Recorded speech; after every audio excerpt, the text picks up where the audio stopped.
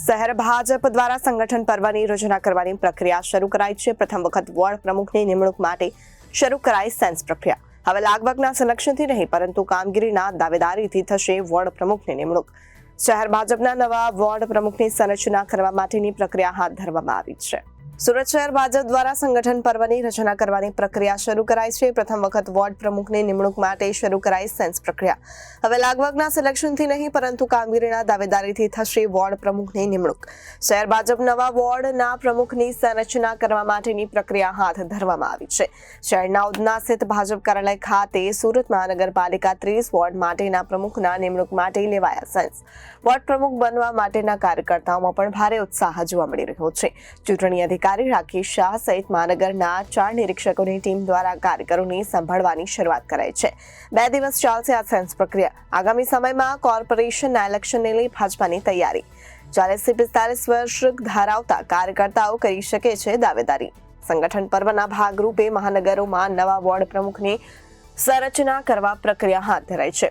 નિરીક્ષકોની team દ્વારા શહેર ભાજપ સંગઠનમાં હોદ્દા ઇચ્છતા ઉમેદવારોને સંભાળવામાં આવી રહ્યા છે. અમદાવાદથી ભાજપના ચૂંટણી અધિકારીઓ રાકેશ શાહની અધ્યક્ષતામાં પ્રક્રિયા શરૂ કરાઈ છે.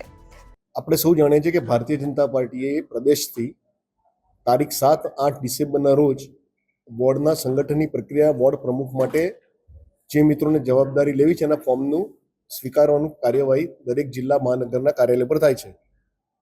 આજે સુરત શહેરમાં જવાબદારી હોવાથી હું અને મારા મિત્ર કુલદીપભાઈ અને મહાનગરના 2 પદાધિકારીઓ ગઈકાલના અમે અહીંયા બેઠા છે.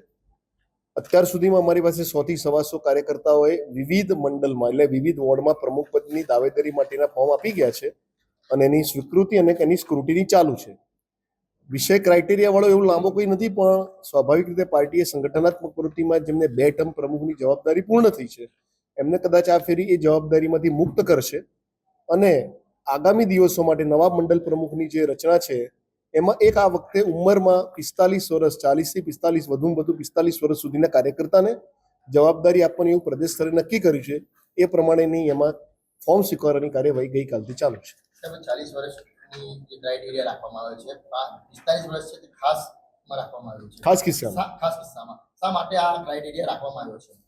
શા માટે વાળો વિષય એટલો છે, પાર્ટીને પ્રદેશે નક્કી કરેલો ક્રાઇટેરિયા છે એટલે પાર્ટી પ્રદેશે જે અમને સૂચના આપી છે એ પ્રમાણે અમે એનો અમલ કરીએ છીએ. અને આ માત્ર સુરત શહેર માટે નથી, આખા પ્રદેશમાં ભૂતકાળમાં પણ જ્યારે આ સંગઠનાત્મક બેઠકો થઈ હતી અમે બધા જ ત્યાં હાજર હતા અને આ સૂચના આખા પ્રદેશની છે એટલે એમાં અમે એ અંતર્ગત કાર્યવાહી કરીએ છીએ. Reporter Arvind Rathod, Janadesh news, Surat.